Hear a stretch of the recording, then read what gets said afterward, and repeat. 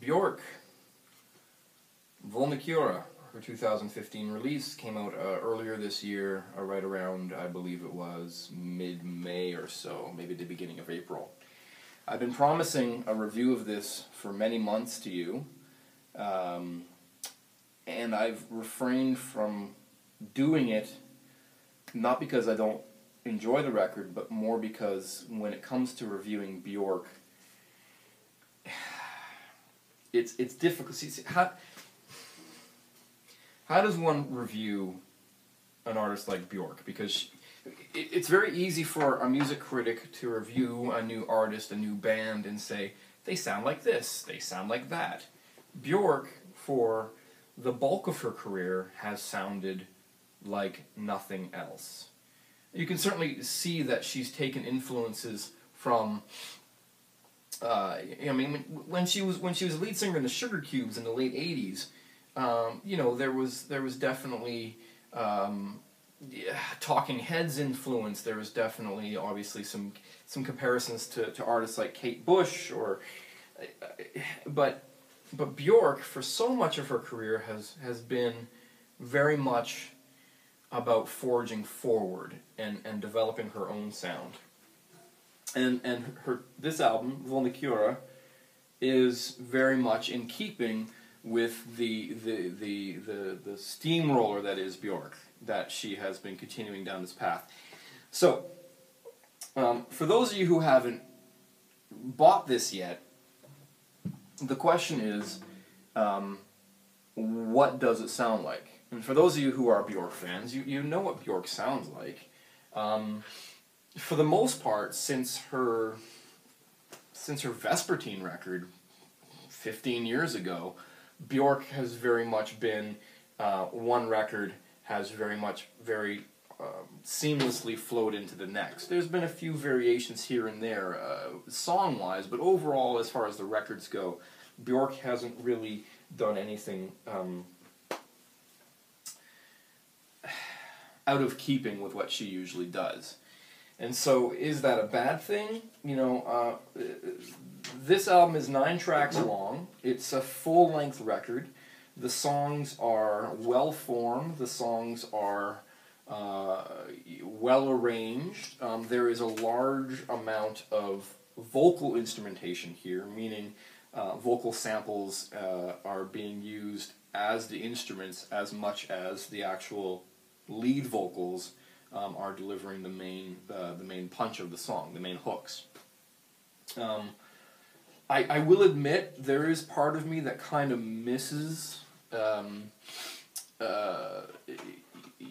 misses the post-era Bjork days, but that was so long ago. I mean, that was 20 years ago now, and nobody would begrudge her for wanting to try something new.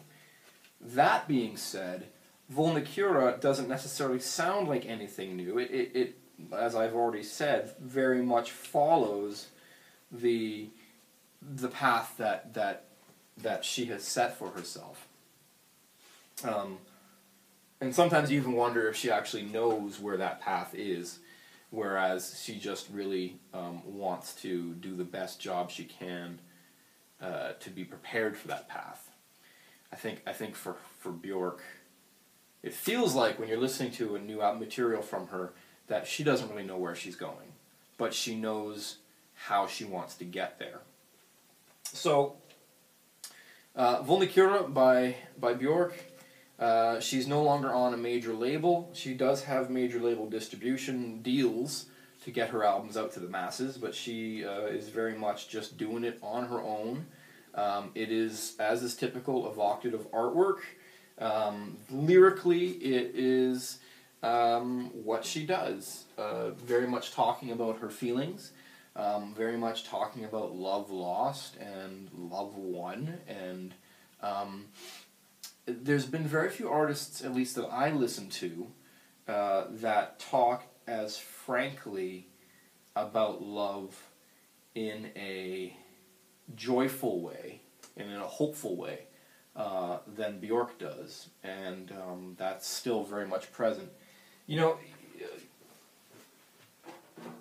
when you talk about her, when you talk about the music she makes, when you talk about the music that she collaborates on, the collaborators she's had, and you know, almost every single album has been followed by multitudes of different remixes by multitudes of different DJs and producers who really just enjoy taking her material and getting to play with it a little bit. And so, and that really, in a lot of ways, she almost retroactively influences herself, because she is so free with her ideas and her material that, you know, her material can be taken a completely different avenue than what she expected, and then she can say, well, I want to try that next time.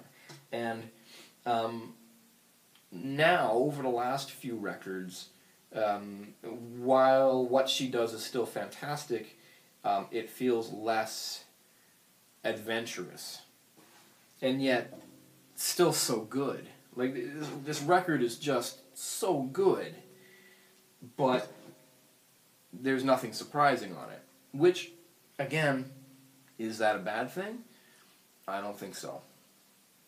You should really listen to it yourself. If you've been a Bjork fan in the past and she's just sort of fallen off your radar because, well, just because, for whatever reason, I do highly recommend you pick up this record.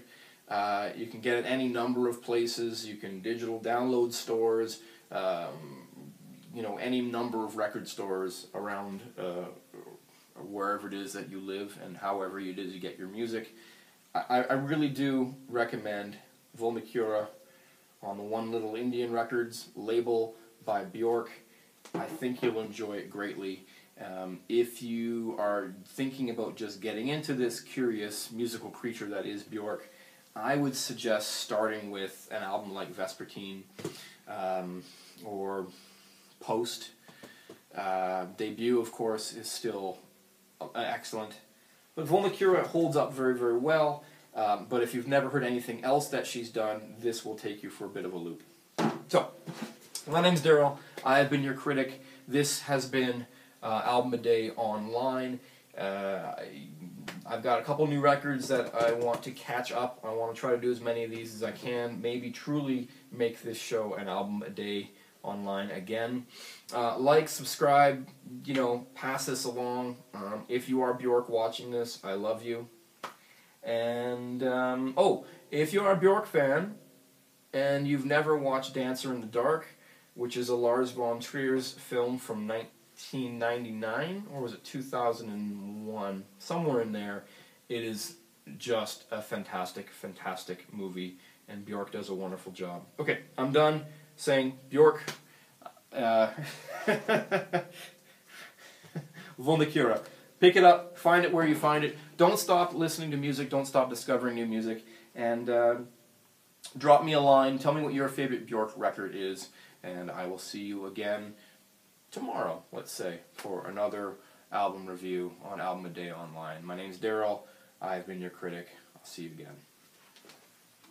Oh, which way is the camera? Oh, there it is. Okay, bye-bye.